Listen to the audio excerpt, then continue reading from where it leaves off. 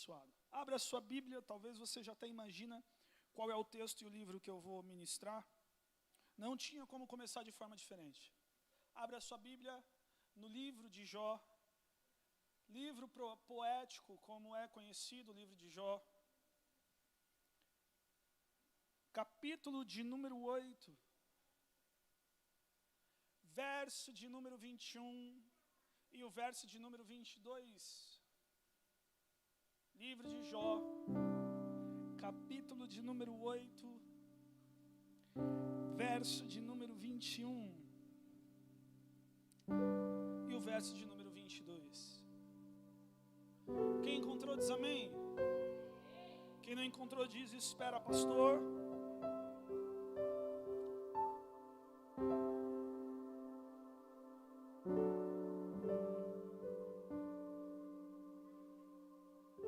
Diz assim: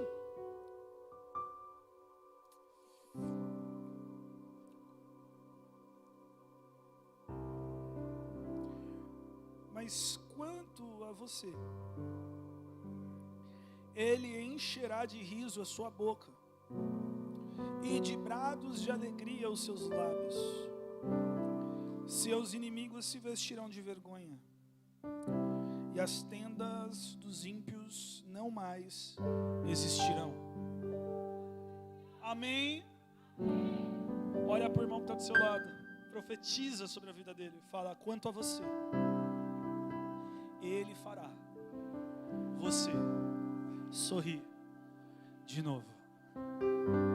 Amém? Foi com fé? Você quer ver a pessoa que está do seu lado sorrir? Quando nós falamos de profecia, nós falamos de algo que, no nosso contexto, no nosso ano, no nosso momento do Evangelho na humanidade, tem tido algumas confusões e alguns retratos de profecia um pouco tanto quanto conturbados. Nós sabemos que profecia não é revelação, mas profecia ela dá destino tanto quanto uma revelação. Nós sabemos que profecia não é aquilo que você fez, mas é aquilo que acontecerá. Não é sobre passado ou presente, mas é sobre futuro. Profecia não se diz respeito àquilo que está acontecendo hoje em sua vida, mas é ao destino que aquilo que está acontecendo hoje na sua vida irá te levar. Deixa eu te dizer uma coisa. Hoje nós ouvimos nessa manhã, no nosso culto pocket, no nosso culto de oração, que nós temos uma palavra e nós vamos viver algo novo. Você consegue entender isso? Ei, irmão, deixa eu te dizer uma coisa, o processo do novo é um pouco tanto quanto estranho e conturbado, mas quando você chega no momento, no lugar, na conquista do novo, você recebe ela com alegria. Não existe nenhuma conquista que você receba com tristeza. Deixa eu te dizer uma coisa, eu não vejo ninguém que ganhou uma casa, ganhou um carro, ninguém que trocou, ganhou aquele emprego que queria, ninguém que ganhou um filho, ninguém que ganhou uma família triste, cabisbaixo, chorando pelos cantos. Não, porque o novo, ele traz uma alegria diferente. O livro de Jó, talvez é o livro mais espiritual do Antigo Testamento. Ele não trata nada sobre acontecimento histórico, ele não trata nada sobre Israel, ele não trata nada sobre o futuro da nação e nem a vinda de Jesus. O livro de Jó trata algo completamente espiritual, sobre batalha espiritual, profecia e destino. O livro de Jó é um livro tão maravilhoso, é tão sobrenatural, que até a sua escrita é de uma forma completamente diferente. Deixa eu te dizer uma coisa, Jó numa certa vez ele vai dizer para Deus, ele vai dizer: olha, quem dera que a minha história fosse cravada em umas tábuas, para que no dia de amanhã alguém pudesse ler e saber o que aconteceu comigo. Deus marca a história de Jó. Deixa eu te dizer que anos depois, ninguém se sabe ao certo, mas um dia Moisés sobe um monte para falar com Deus, e sabe o que Deus fala? Meu filho, eu lembrei de uma promessa minha, senta e escreve, porque um dia existiu na terra um homem reto, sincero e temente a Deus. Esse homem se desviava do caminho do mal, esse homem tinha por nome Jó. E Deus cumpre aquilo que Jó mais queria, que a história dele fosse cravada em tábuas. A Bíblia nos fala que Jó viveu no seu contexto, na época semelhante a Abraão. Não tem nada próximo de Moisés, muito pelo contrário. De Abraão para Moisés nós estamos falando de pelo menos 700 anos. E quando Moisés escreve o livro de forma sobrenatural, porque é um homem que Deus parou para contar a sua história. Olha para o irmão que está do seu lado e fala para ele, fala: meu irmão, se Deus parasse hoje para contar a sua história, o que ele diria? A Bíblia vai nos falar que existe e existiu inúmeros profetas, inúmeras pessoas que profetizaram coisas relevantes. A Bíblia vai dizer de Elias, que fez fogo cair do céu e profetizou uma seca que Israel passou por 3 anos e meio. A Bíblia vai dizer que Isaías foi o profeta mais messiânico, o profeta que mais profetizou sobre a vinda de Jesus, a primeira vinda de Jesus. A Bíblia vai dizer que Joel profetiza sobre o derramamento do Espírito Santo, e como se não bastasse, sobre a segunda vinda do Messias, aquele que não tinha nem vindo a primeira vez. Joel já estava profetizando a segunda vez. A gente vai ver Ezequiel, Jeremias profetizando sobre a restauração de Israel, sobre a restauração da nação. Nós vamos ver tantos outros profetas que profetizaram coisas extremamente relevantes, e nenhum é mais importante que o outro. Mas deixa eu te salientar um que talvez na sua lida pela Bíblia não seja tão visível assim. Deixa eu te falar uma coisa. A Bíblia vai descrever um profeta por nome de Bildade. Olha para o irmão que está do seu lado e fala: Bildade foi um profeta num contexto emocional totalmente conturbado. Pastor, quem foi Bildade? Deixa eu te dizer uma coisa e a gente começa a entrar aqui naquilo que nós lemos. A Bíblia vai dizer que uma certa vez Deus estava no céu fazendo uma reunião. Satanás, como um ser espiritual, dentro do mundo do espírito, dentro do mundo espiritual, dentro do reino de Deus, que é espírito ainda hoje, ele não se tem parede, não se tem linhas, não se tem limites. É uma coisa vazada, vamos dizer assim, e sem determinações de localização. Então Satanás, ele entra nessa reunião para ouvir também. Como um anjo, ele também poderia estar lá. A Bíblia vai dizer que o próprio Deus começa a chamar a atenção de Lúcifer para aquilo que estava acontecendo na terra. E Deus para dizer: olha, você está vendo meu servo Jó? Irmão, deixa eu te dizer uma coisa. Eu imagino a vida de Jó de uma forma tranquila. Tinha dinheiro, tinha sua família, estava tudo andando bem. Talvez nós olharmos o livro nos dias de hoje e nós falamos: nossa, não é nem tão bom assim Deus lembrar da gente. A Bíblia vai dizer que Deus se lembra de Jó e chama atenção para Jó de Lúcifer e diz: olha, você está vendo meu servo? Ele é um homem reto, ele é um homem que tem caráter, ele é um homem que tem palavra, ele é um homem sincero, transparente. Meu servo Jó é um homem que teme as minhas palavras, teme os meus preceitos, é um homem que entrega sacrifício para mim. Olha, Jó é um exemplo de ser humano. Lúcifer, sendo Lúcifer, ele diz: é fácil fazer isso. Ele tem tudo. Jó não passa necessidade, ele não tem uma conta de luz atrasada, Jó come o que quer na hora que quer. Os filhos de Jó são uma bênção. Eles vivem em unidade. Olha, um vai celebrar na casa do outro. Olha que família perfeita. Olha que família mais unida. Olha que situação tranquila. Olha, isso daí é um exemplo realmente, mas ele tem tudo. Deixa eu tirar. E vamos ver se ele continua adorando. Deus falou, então tá bom. Vai lá e tira.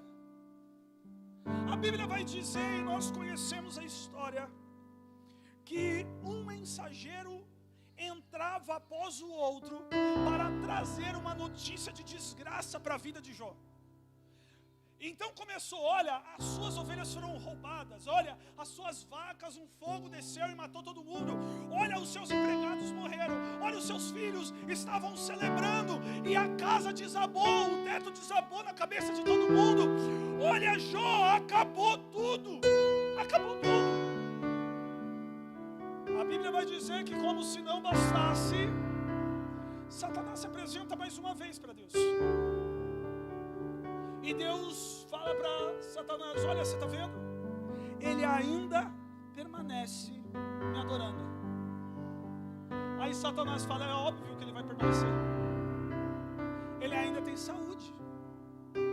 Se ele conquistou uma vez, dentro da cabeça dele está, ele vai conquistar de novo.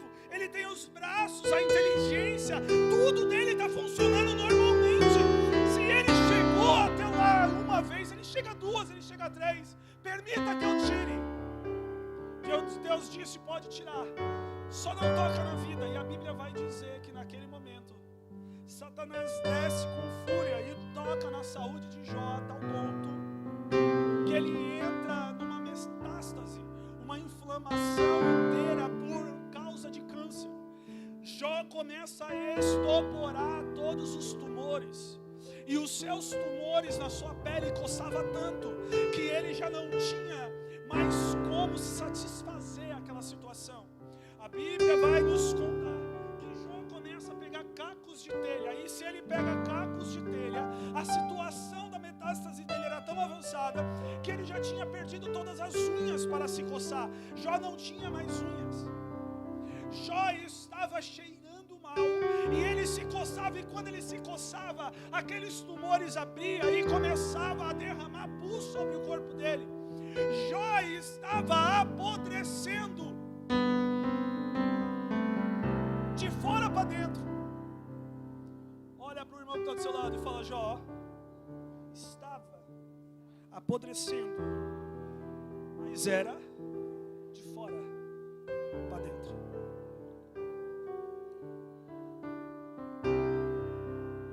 Irmão, deixa eu te dizer uma coisa. Nenhuma situação tem o poder de te transformar de dentro para fora. O único que te transforma de dentro para fora é o próprio Deus. Nenhum levante de Satanás, batalha espiritual, ou como você queira denominar, pode te transformar de dentro para fora. A única coisa que a batalha revela é quem você é lá dentro. O poder não corrompe. O poder só mostra quem é corrompido. O problema é a batalha não corrompe o guerreiro. A batalha revela quem o guerreiro é. Então Satanás começa a apodrecer Jó de fora para dentro. Deixa eu te dizer uma coisa. Até aí está tudo bem. Como assim, pastor? Quando nós falamos sobre profecia, não tem como profetizar, não tem como viver uma profecia sem você viver antes a fé. A Bíblia vai dizer que a fé é o firme fundamento das coisas que se esperam. A fé é a prova das coisas que se esperam. E a profecia é trazer à realidade aquilo que não existe. Então não tem como você não ter esperança em algo para você trazer ela à realidade. Deixa eu te dizer uma coisa. Primeiro você precisa gerar fé no seu coração. A fé vai fazer você esperar em alguma coisa. Esperança significa esperar em algo, ter o desejo de receber algo. Então quando você gera fé, você tem esperança. A esperança vai aquilo que ainda não aconteceu. Deixa eu dizer uma coisa. Se a fé é o nosso caminho, a profecia é o carro que nós vamos andar. Você consegue entender isso? Olha para o irmão que está do seu lado e fala: se a fé é o caminho que nós vamos percorrer na nossa vida, e durante essa semana, a profecia é o meio de transporte que nós vamos fazer isso. Você consegue entender? Então vamos lá. A Bíblia começa a dizer que Jó tinha cheiro, tinha aspecto e tinha desejo de morte. Pastor, como assim é? Irmão, era tanta dor no corpo, era tanta dor emocional, e era tanta dor por intermédio de acusação, que Jó estava no seu limite. Mas nenhuma aprovação muda o guerreiro, só revela ele. A Bíblia vai dizer que nessa situação, a mulher de Jó olha para aquela situação, e deixa eu te dizer uma coisa, eu não acredito que a mulher estava revoltada, brava, que ela queria a morte de Jó.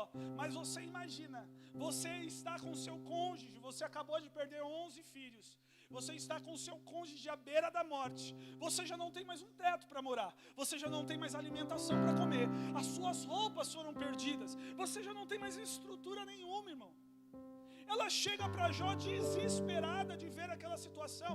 E muitas das vezes, vamos falar a verdade, se bate algumas doenças que nós vemos na nossa família, talvez nos nossos vizinhos ou nos nossos amigos, que nós desejamos a morte dele também, porque nós acreditamos que a morte seja o melhor para aquela pessoa, porque ela está tão sofrendo, ela já passou um período tão difícil que talvez seja melhor morrer. Aquela mulher acreditava nisso. Ela olha para Jó e fala: Jó, pelo amor de Deus, acaba com tudo isso. Deixa eu trazer uma outra interpretação para esse texto, uma interpretação um pouco mais hebraica. Aquela mulher acreditava tanto em Deus, que ela sabia que se Jó amaldiçoasse Deus, Deus mataria Jó, e aquilo acabaria. Aquilo não foi um ato de revolta, não foi um ato de descaso, não, irmão, não foi. Ela diz para Jó: amaldiçoa o teu Deus, acaba com isso logo, pelo amor de Deus. Eu não aguento mais te ver assim, eu não te aguento mais viver essa situação. Eu amo você, e você está morrendo, você está apodrecendo na minha frente, você se coça com um caco de telha e não sente nem a dor disso. Então ela sabia que se Jó amaldiçoasse Deus, Deus o mataria. Então ela diz: Jó, amaldiçoa o seu Deus logo, e que ele possa te matar. E morre. Acaba com isso, Jó. Acaba com esse sofrimento. Aí Jó começa a dizer: olha, você agora fala como uma louca. Eu saí nu do ventre da minha mãe, e nu eu vou voltar para lá. Deus me deu, Deus tomou. Louvado seja o nome do Senhor. Mas como se não bastasse, a Bíblia vai dizer que Jó tinha 3 grandes amigos. 3 amigos de verdade. 3 pessoas que caminhavam, andavam com ele. Era Elifaz de Temã, Bildade de Suar e Zofar de Naamate. Eram 3 pessoas que Jó tinha consideração forte. A psicologia vai dizer que nós precisamos pelo menos ter 4 amigos durante a nossa vida toda, porque quando nós morrermos, alguém precisa carregar o caixão. A nossa vida, nós não vamos fazer um monte de amigos. É natural, porque existem pessoas e existem estágios de uma amizade. Você não deve abrir a sua vida para todo mundo. Você não deve fazer isso. Porque cada amigo tem uma prateleira para se viver. Existem os amigos que você arruma no trabalho, e esses amigos, eles só são amigos de trabalho. Então, esses amigos é o amigo que você vai conversar sobre uma notícia, é um amigo que você vai chamar para a igreja, é um amigo de trabalho. Você não vai contar da sua vida para o seu amigo de trabalho. E se você está fazendo isso, para agora. Porque isso vai acabar mal. A Bíblia vai dizer. Existem pessoas que são não só nossos vizinhos, nossos amigos de vizinhança. Existem pessoas que são os nossos amigos de igreja. Os nossos amigos, a gente vive junto, a gente tem unidade. Mas não é o nosso amigo íntimo.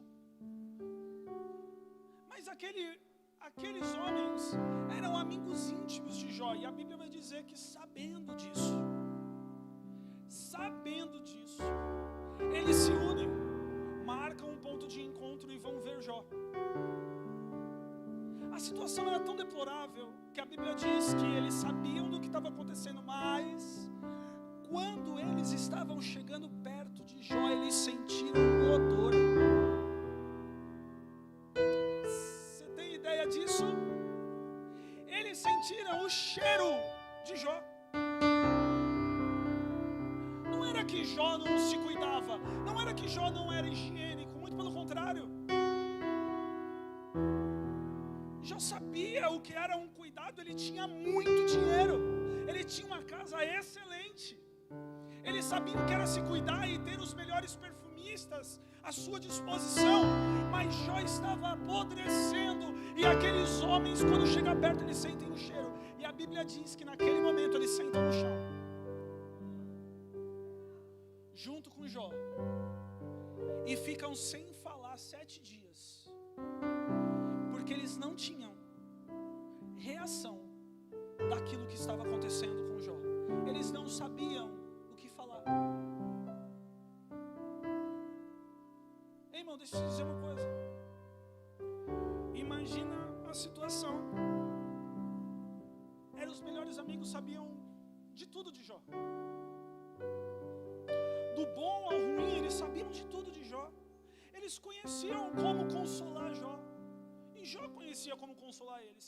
Mas a situação era tão deplorável que eles não tiveram reação quando viram Jó. Eles não conseguiram abraçar.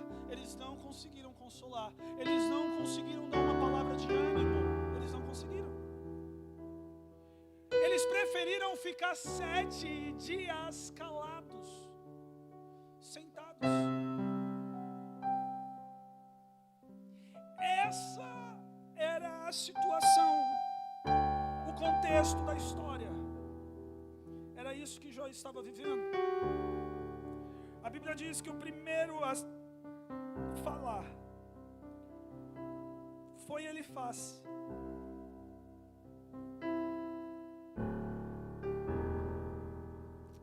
E Elifaz, ele começa a dizer para Jó: olha, se alguém te falar alguma coisa, você vai perder a paciência? Elifaz começa a fazer um pré-julgamento da vida de Jó, de acordo com a teoria de Deus. Então Elifaz começa a dizer: olha, eu acho que você pecou, eu acho que tem alguma coisa de errado aí, porque olha o que te veio. Você deve estar falando alguma coisa de errado, você deve estar fazendo alguma coisa de errado, você não deve ser tão bom quanto parecia que você era bom. A Bíblia diz que aquilo entristece Jó, e Jó fala algo. A Bíblia diz: olha, se eu pequei, que isso venha me matar. Se eu errei, que isso venha me matar.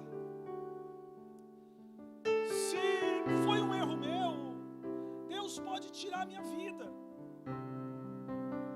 Não tem problema em relação a isso. Eu já estou no pó. Mas se eu não errei, que Ele venha me justificar. Bíblia diz que um profeta se levanta. Olha para o irmão que está do seu lado e fala: meu irmão, se você quer aprender a profetizar, ande com um profeta. Ei, irmão, é claro. Se eu quero aprender a dirigir, eu vou numa autoescola. É natural. Eu não vou numa padaria. Eu vou conversar com o padeiro se eu quero aprender a fazer pão. Eu vou conversar, irmão, com um músico se eu quero aprender a tocar um instrumento. Olha para o irmão que está do seu lado e fala: meu irmão, não se aprende profecia com fofoqueiro. Com fofoqueiro se aprende fofoca. Não dá para sair duas águas da mesma fonte. A Bíblia vai dizer que um profeta se levanta por nome de Bildade. E Bildade fala algo para Jó. Ele diz: Jó,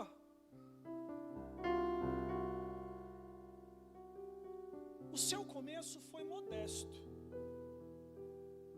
Irmão, Jó era o segundo homem mais rico da terra. Vocês conseguem entender isso? Bildade fala: o seu começo foi modesto. Olha para o irmão que está do seu lado e fala: meu irmão, a sua fase que você julga boa foi modesta. Você não entendeu, irmão? Talvez se você tivesse entendido, a coisa tinha pegado um pouco mais. Olha para o irmão que está do seu lado e fala: meu irmão, a sua melhor fase foi modesta. Aí ele fala: João, seu começo foi modesto. Aquilo que você achava que era prosperidade não vai se comparar com a prosperidade que você vai receber. E aqueles que estão falando mal de você, fique tranquilo, não responda.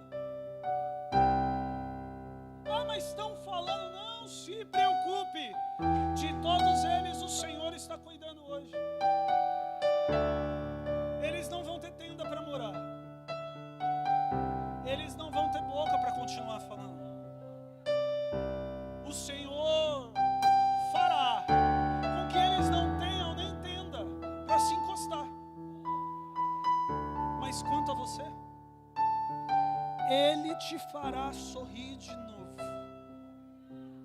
Ele colocará brados de alegria na sua boca. Deixa eu te dizer uma coisa, irmão. A coisa está muito devagar para um culto profético. Muito. A coisa está muito ainda, parece que nós estamos despertando agora. E deixa eu te falar uma coisa. Uma vez eu fiz um curso que dizia o seguinte, que a oportunidade é um velocista, um corredor careca com apenas uma trança. Ele vai passar correndo. Se você não agarrar ele pela única trança que ele tem, você perde ela. Profecia é a mesma coisa. Não tem como você chegar em casa e ficar tentando lembrar do que foi pregado, ou assistir o culto que foi pregado e tentar receber depois que foi lançado. Uma vez lançado para você e não pego, acabou.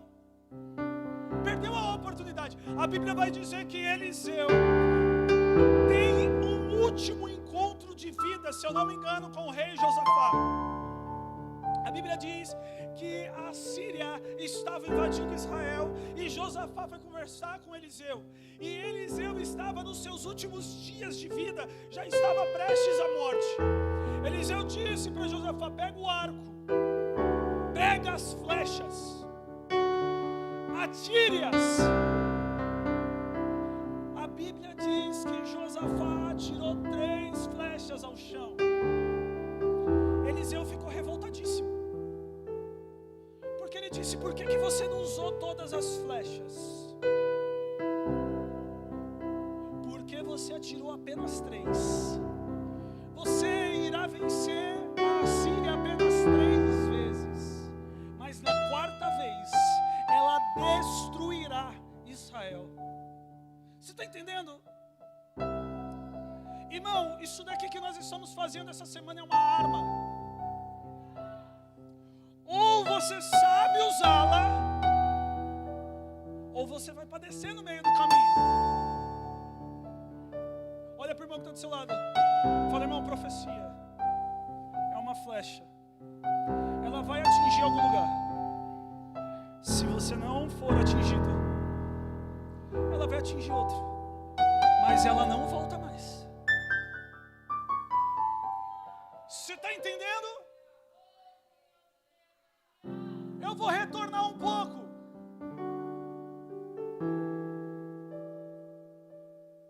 Bildade disse: eles vão padecer. Parece que eles estão bem hoje. Hoje parece que todo mundo que se levantou contra você, Jó, está tudo tranquilo. Estão vivendo na vitória. Estão transparecendo a prosperidade. Mas deixa eu te dizer uma coisa. Eu estou entrando. E quando eu entrar, eles não vão ter boca para falar. Eles não vão ter casa para morar. Eles não vão ter ânimo para profetizar contra você. Eu estou entrando.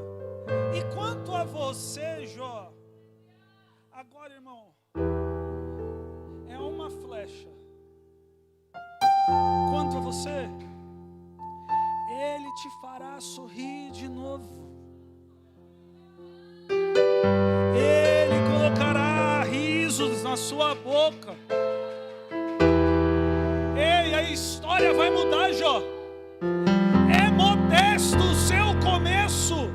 Você achou que era próspero. Você não imagina o que Deus irá fazer no término dessa história.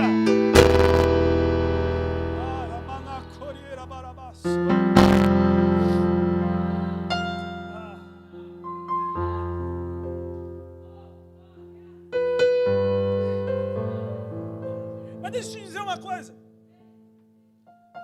Primeira coisa que você precisa aprender para você conseguir viver uma vida sendo carregado pela profecia. Olha para o irmão, primeira coisa. O cenário para uma profecia acontecer é caótico. Ninguém recebe uma profecia no meio da bênção. Ninguém recebe uma profecia dizendo: olha, a sua vida é maravilhosa, mas vai ficar mais ainda. Não. Deixa eu te falar uma coisa. Sabe quando Isaías começou a falar de Jesus? Capítulo de número 6, verso de número 1. No ano em que o rei Uzias morreu. O ano em que o primo de Isaías morreu. A família de Isaías e Isaías foi chutada do palácio. Isaías só sabia ser profeta. Ele nunca tinha trabalhado. Com a família dele sendo expulsa, Isaías não tinha nem aonde morar, o que comer, o que vestir. Foi nesse ano que ele viu o Senhor e recebeu uma profecia: quem eu enviarei? E de repente Isaías ouve uma voz dizendo: eis-me aqui, envia-me a mim.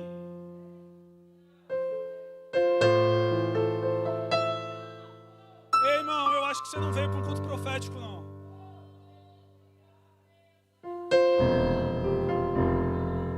Ezequiel, capítulo de número 1, verso de número 4, vai dizer: no 30º ano do 5º mês do 4º dia, eu vi o Senhor. Deixa eu te dizer uma coisa.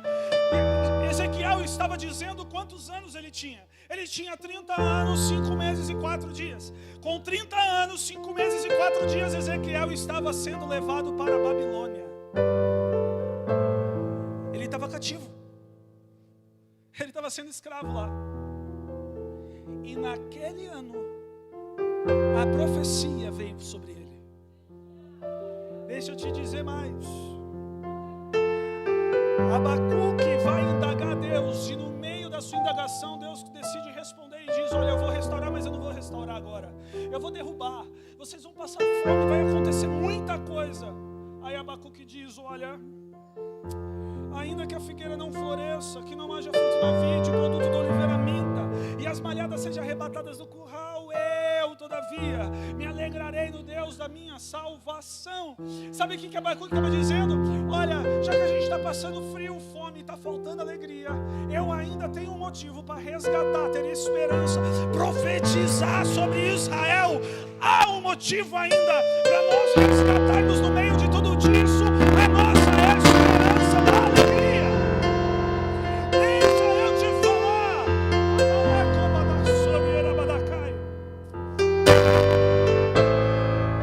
O cenário para a Bildade era caótico.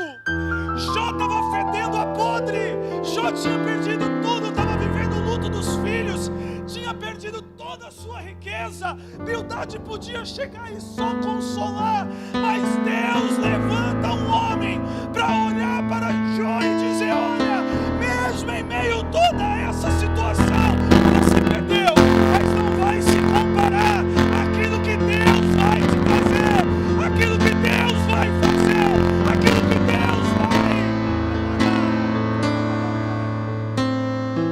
Mira, mano, soriera, badacô. Não dá para comparar, não vai se assemelhar, não vai ser igual, não.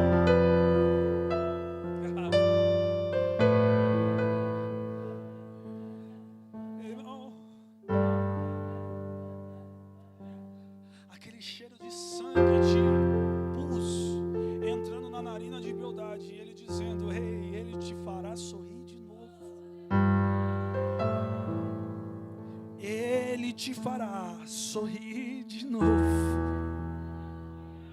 Ei, deixa eu te dizer uma coisa: 2024 só está começando. Ele te fará sorrir de novo. Ele te fará sorrir de novo.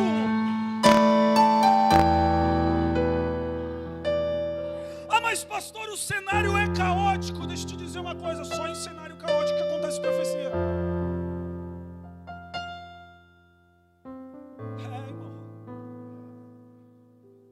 Para andar por profecia,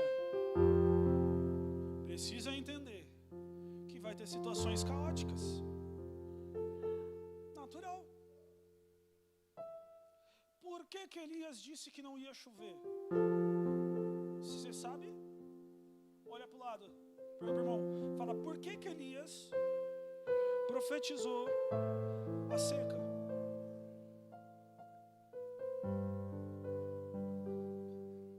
Jezabel tinha trazido seus deuses para Israel, e Baal era um deus que ela trazia e ofertava tudo a Baal. Baal significa Senhor, ou o Senhor, para dar mais ênfase. Tudo o que acontecia em Israel, Jezabel trazia a adoração para Baal. Elias profetiza, porque o ambiente era caótico. Baal estava levando a glória de todo o sistema que Deus tinha feito. A Bíblia vai dizer que Elias chega no momento e diz: olha, a partir de agora, 3 anos e meio não chove. O que Elias fez? Agora eu quero ver Jezabel falar que o gado está morrendo por causa de Baal. Agora eu quero ver Jezabel falar que a plantação está secando por causa de Baal.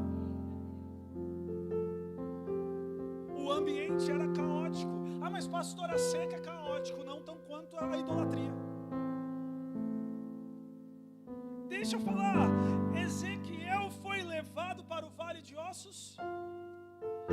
É o vale de ossos úmidos, o vale de ossos molhadinhos, o vale de corpos deitados ao chão.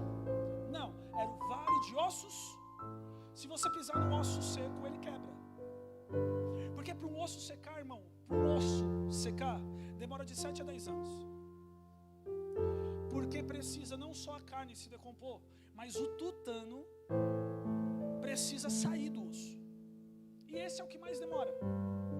Se a pessoa toma remédio, então, irmão, uns 15 anos. Por isso que hoje em dia nós temos o costume, a cultura de colocar na gaveta. Existem pessoas que saem com 5 anos da cova e vai para a gaveta. Por que vai para a gaveta? Porque o osso não quebra ainda. O tutano está lá. Tem pessoas que demoram mais até. Você abre o caixão com 5 anos, ainda está inteiro. Abre com 7, ainda está inteiro. Com 10 anos consegue tirar. Então deixa eu te dizer uma coisa. No mínimo, vamos fazer uma conta básica.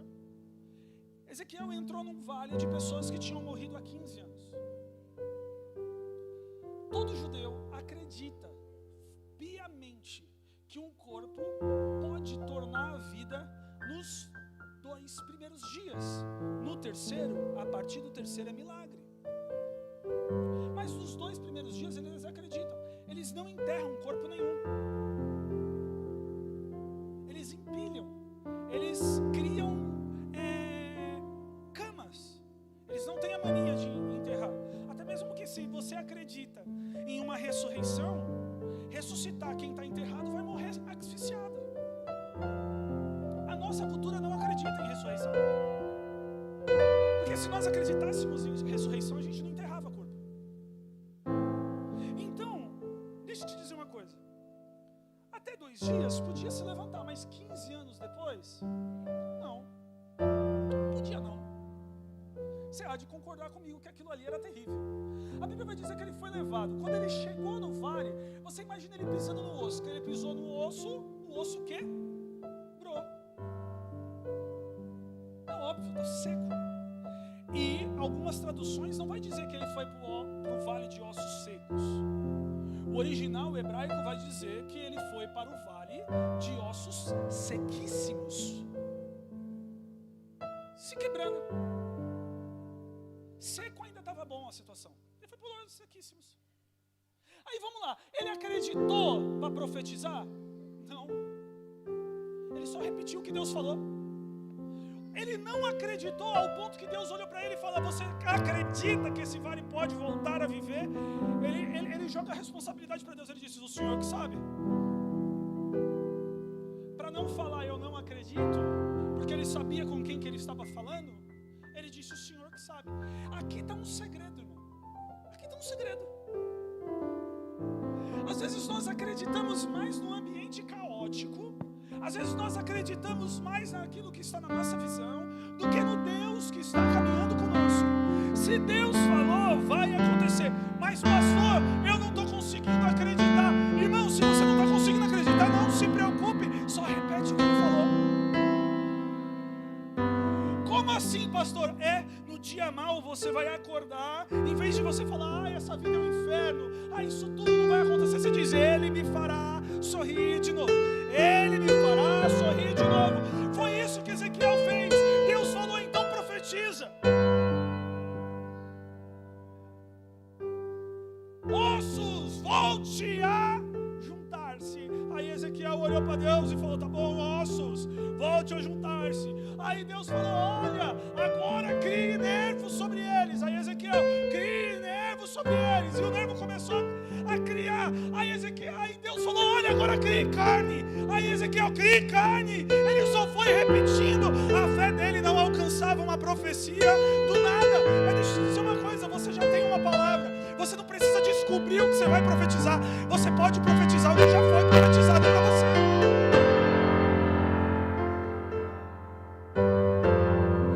Mas eu preciso de algo novo. Não, irmão, você precisa acreditar naquilo que já está fazendo efeito.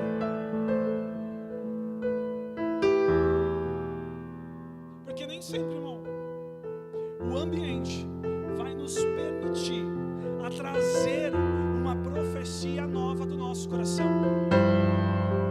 Nem sempre. Às vezes, irmão, a melhor coisa que nós fazemos, em vez de reclamar, é repetir. Sabe o que Ezequiel estava dizendo? Olha, Senhor, eu não acredito, mas Tu sabes. Eu não sei quanto tempo que esses ossos estão aí, eles estão sequíssimos, eu não sei. Eu não conheço essa situação, eu nunca vivi isso. Eu nunca vi um vale voltar à vida. Irmão, deixa eu te dizer uma coisa, olha para o irmão que está do seu lado e fala: meu irmão, o que você está prestes, o que você está há dias de viver, você nunca viveu antes.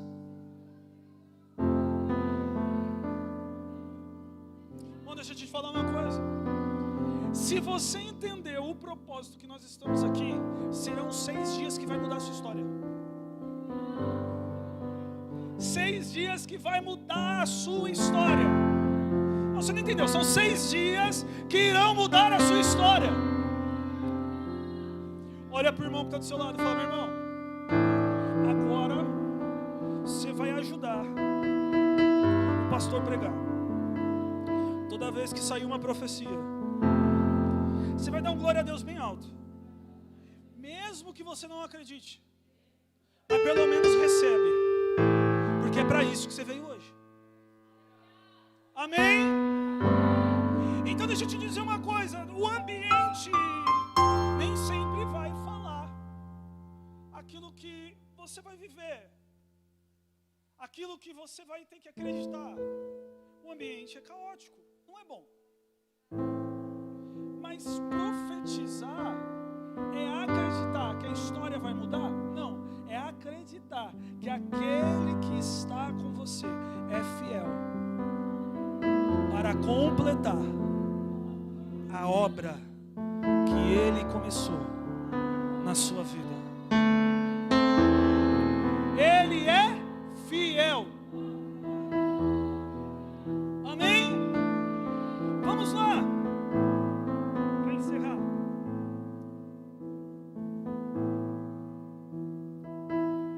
Profetizar é a maior arma que nós temos no dia mau. É a maior arma que nós temos no dia da ansiedade, no dia da tristeza. É a maior arma que nós temos quando tudo não está bem. Profetizar é tudo que nós temos. Porque deixa eu te dizer uma coisa. A palavra vai dizer que a fé vem pelo ouvir e ouvir a palavra. Quando nós falamos de ouvir a palavra, nós não estamos falando que no dia mau você deve entrar no YouTube e escolher uma pregação e assistir. Nós estamos falando de que no dia mau você deve proferir a palavra que já foi lançada pela sua vida. No dia mau você vai dizer: ele me fará sorrir de novo. Mas os seus filhos, ele me fará sorrir de novo. Mas as suas finanças, ele me fará sorrir de novo. Mas está doendo, ele me fará sorrir de novo. Mas acabou, ele me fará sorrir de novo. Ele te fará sorrir de novo. E é essa palavra que nós vamos carregar em profecia.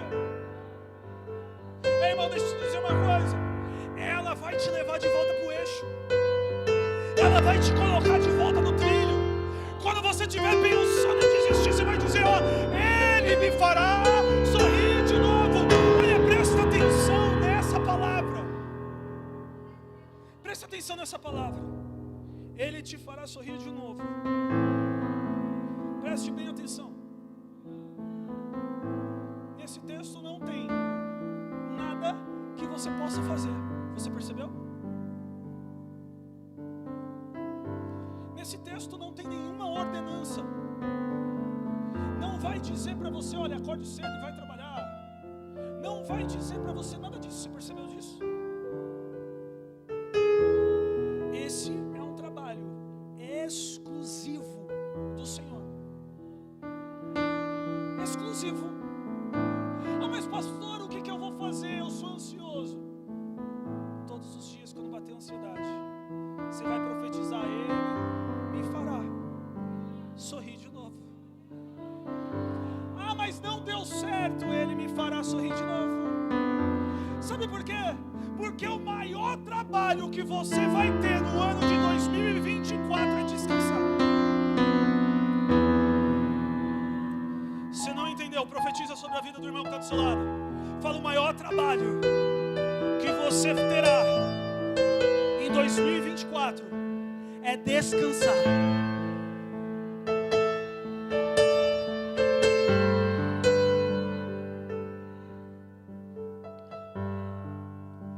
Não tem, irmão, uma ordenança para você.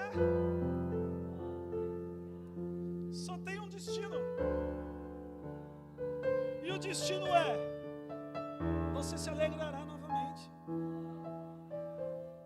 Ei, sabe o riso que você já deu? Não vai se comparar. Vai ser melhor. Porque, irmão, o profeta Bildade começa o texto de forma maravilhosa. Ele diz: olha, a vida que você levava era até modesta. Sabe o que ele estava dizendo? Olha, você era até riquinho. Você até tinha uma casa bonitinha, uns filhos bonitinhos, até que você tinha algumas ovelhas. Mas não vai se comparar com a prosperidade que Deus vai derramar na sua vida. Ah, mas estão falando, estão fazendo, estão articulando, estão tramando, estão traindo. Ei, deixa eles de lado. Porque quem entrou na guerra agora sabe pelejar. Olha para a pessoa que está do seu lado e fala: Deus, hoje entrou nessa guerra.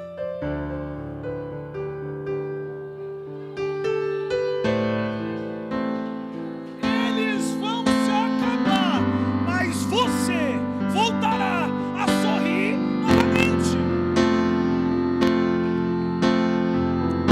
Não, eles vão se destruir, mas você voltará a sorrir novamente.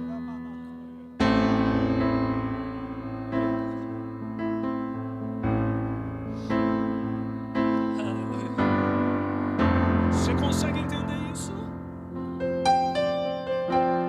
Ei, irmão, não existe ambiente mais profético do que o ambiente que nós sentimos Jesus. Você consegue entender isso? Ao contrário do que alguns dizem, não existe espírito de profecia. Não existe espírito de oração. Não existe espírito de adoração ou de louvor. Isso não existe. Existe profetizar em espírito, existe adorar em espírito, existe orar em espírito, mas não existe um espírito que vai te encher para você profetizar. Profecia é algo completamente racional. Olha que loucura! Existem alguns pontos de acesso entre o nosso Cronos e o Kairos.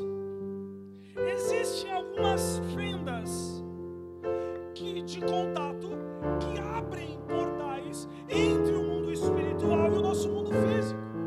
Existem vários pontos de conexão. Um deles é o exemplo da roupa. Aquilo que nós vestimos vai nos fazer conexão em algum lugar. Você já reparou que os nossos vizinhos nunca vão de calça jeans e camiseta para o culto deles? Porque eles precisam fazer contato com o mundo espiritual. Você entende isso?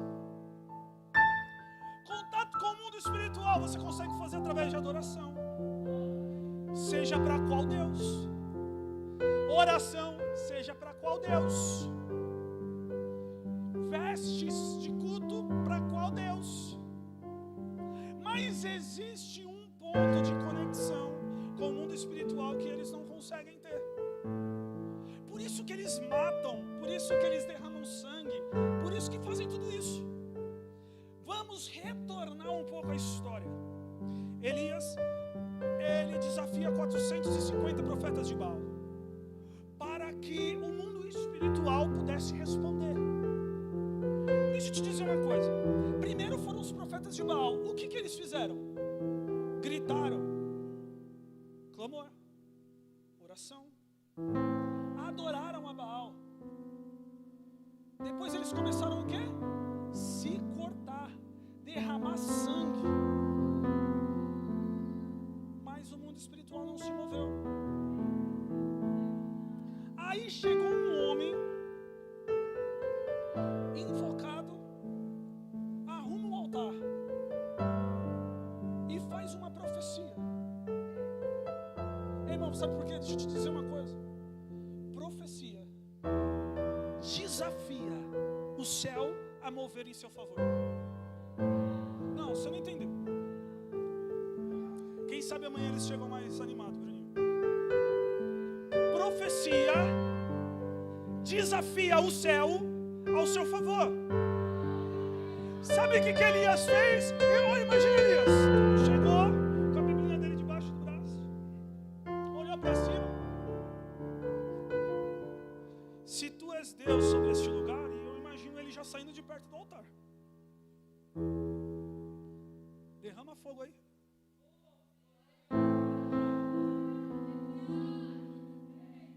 A Bíblia diz que abre-se uma fenda e o céu derrama fogo. Abre-se um espaço no ambiente-tempo do nosso Cronos e do Kairos de Deus. Ei, irmão, aquelas palavras chegam no trono e Deus se levanta para olhar para a terra. Por que eu digo para olhar para a terra?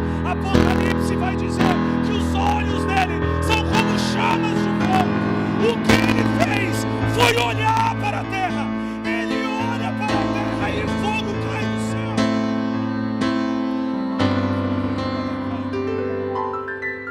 Profecia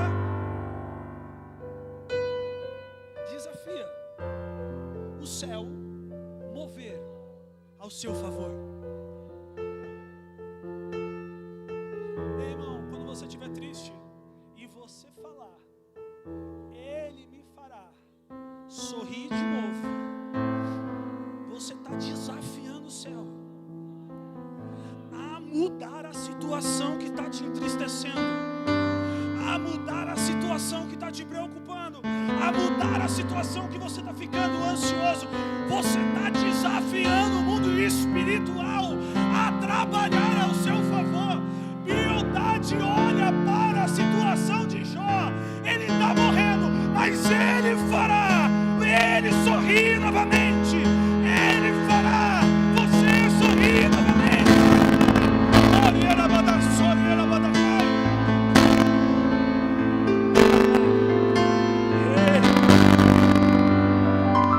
Agora a coisa está começando a ficar boa. Se coloca de pé por um momento. A gente ainda tem Santa Ceia, a gente tem tanta coisa. Se coloca de pé por um momento.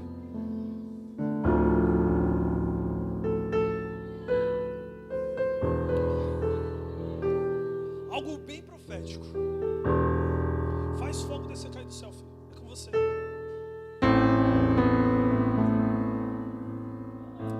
Ei, eu não sei como foi o seu 2023, eu sei como foi o meu. Eu não sei o que você espera de 2024, eu sei o que eu espero.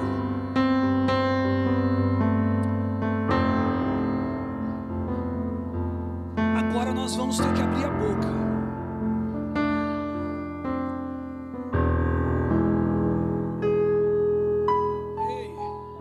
Deus pode levantar profeta para falar com você, mas primeiro você precisa abrir a boca para falar com ele. Ei, são 6 dias que você vai sair daqui com uma palavra de destino e um propósito. Seu 2024 não será igual ao 2023. Eu não sei se você pegou essa palavra, mas no dia 20 do 12, Deus falou pra gente em cima desse altar que o nosso 2024 não seria igual ao 2023.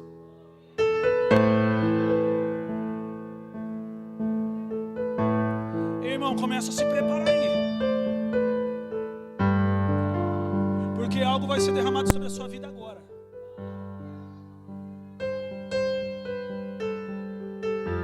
Começa a profetizar sobre o seu ano. Começa a profetizar sobre o seu janeiro e fevereiro. Começa a dizer, começa a trazer à existência aquilo que não existe. Isso é profecia. Fé é pisar e não ter o caminho, mas profecia é ter o transporte para caminhar sobre essa fé. Deixa eu te dizer uma coisa. Mas pastor, eu não estou vendo nada. Você não precisa ver. Você não precisa ver. Você precisa proferir. Você precisa falar. Você precisa mover o céu ao seu favor.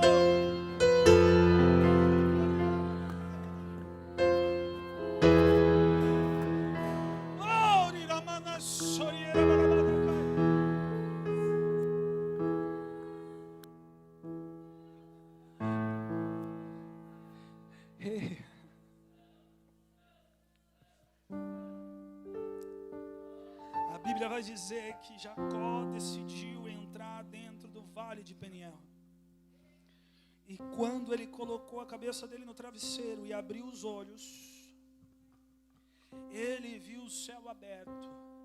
E ali tinha uma escada e anjos subiam e desciam. Ei, irmão, essa semana você vai ver céu aberto.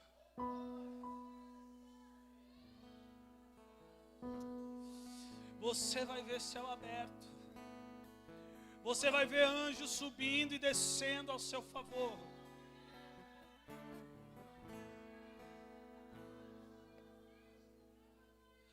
Você verá algo acontecer.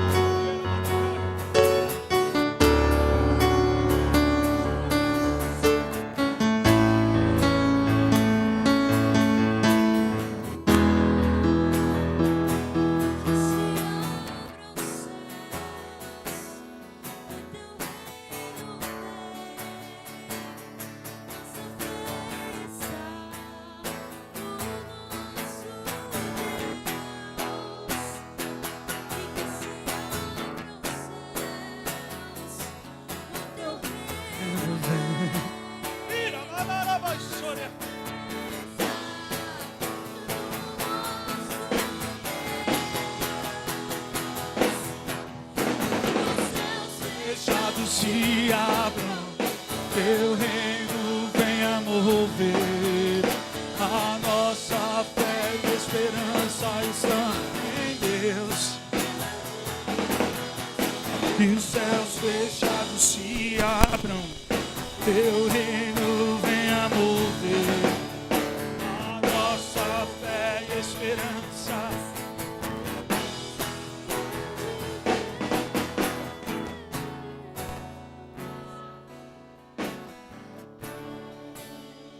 Ei, meu irmão, deixa eu te dizer uma coisa. A Bíblia vai dizer que quando Jesus ele foi entregue na cruz do Calvário, quando a vida ali se acabou,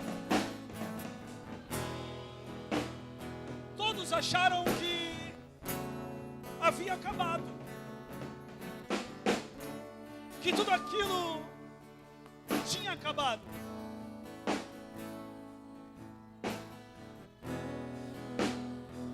Que tudo aquilo que tinha pregado tinha acabado.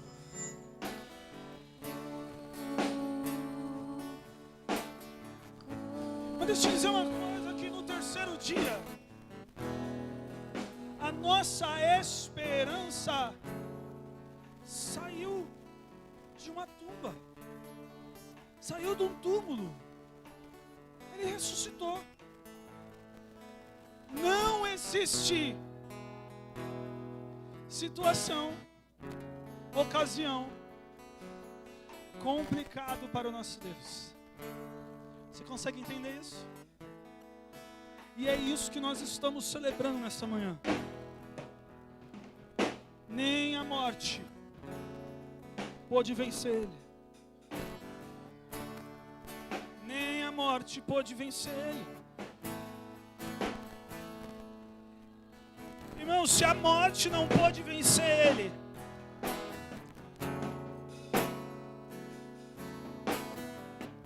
você acha que ele não pode mudar essa pequena situação sua?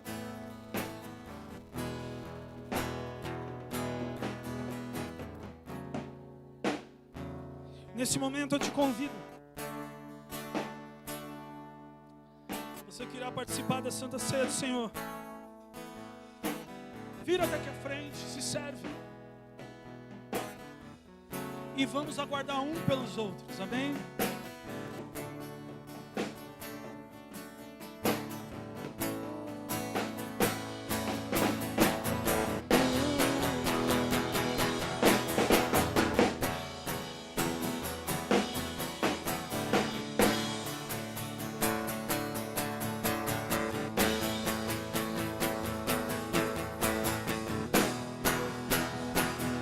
Se abra os céus, o teu reino vem, nossa fé está no nosso Deus. Que se abra os céus, o teu reino vem, nossa fé está no nosso Deus.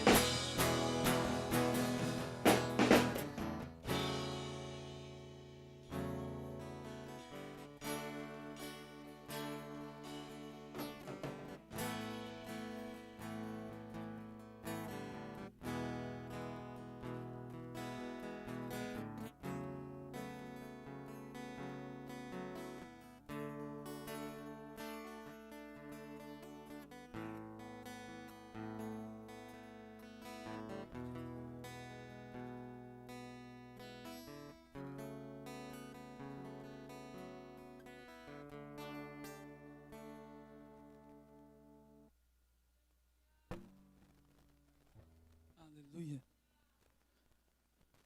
Levante o pão e o cálice.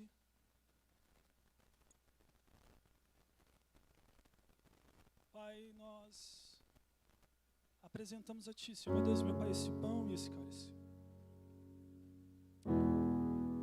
Senhor, agora eles deixam de ser físicos e se tornam itens espirituais.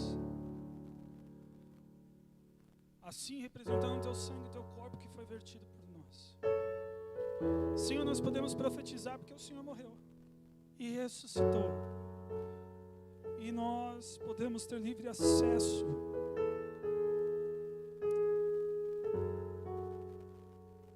Pai, que a Tua presença venha encher este lugar. Senhor, que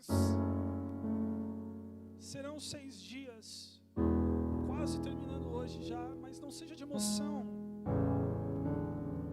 seja de profecia. Senhor, dá-nos uma palavra de destino. Nós sabemos que esse ano é o ano de se alegrar novamente. Senhor, faça acontecer na vida dos Teus filhos. Senhor, eu recebo, Senhor, meu Deus, meu Pai, aquilo que o Senhor tem para mim. Senhor, os Teus filhos recebem aquilo que o Senhor está preparando para eles. Senhor, 2024 não será igual a 2023. Senhor, nós sabemos que o Teu sangue e o Teu corpo pode fazer tudo para nós, e por nós, e dentro de nós. Senhor, então nessa manhã, que esse cear não seja só mais um, mas é o primeiro deste ano. Seja o cear que irá mudar o nosso mês, a nossa vida. Senhor, que nós podemos estar em comunhão uns com os outros, para poder estar em comunhão contigo. É o que eu te peço, Pai. Pode participar.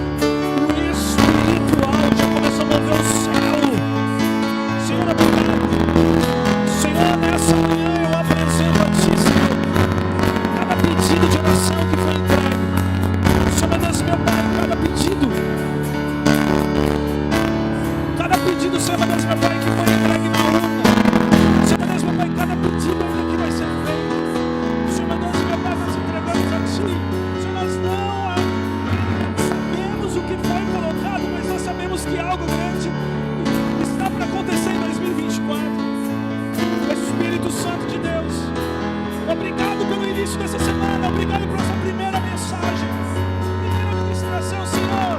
Vem derrama fogo sobre este lugar. Vem derrama fogo sobre este lugar.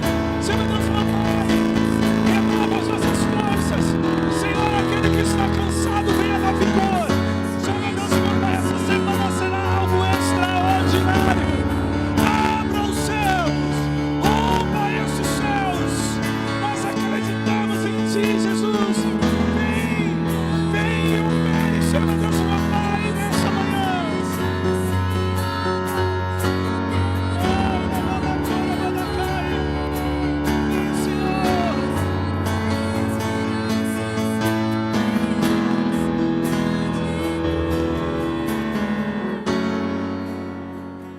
Que a graça do nosso Senhor e Salvador Jesus Cristo, o amor de Deus Pai e a comunhão do Espírito Santo seja acrescentado sobre todos. Pai, despede o teu povo de seus lares, os guardando do mal e do pecado. Toda dança, todo ministério de dança, a pastora quer dar uma palavrinha com vocês no final do culto. Se Deus é por nós, se Deus é por nós, só quem está saindo daqui já com uma palavra, com o coração quente, com o Espírito Santo. Se Deus é por nós,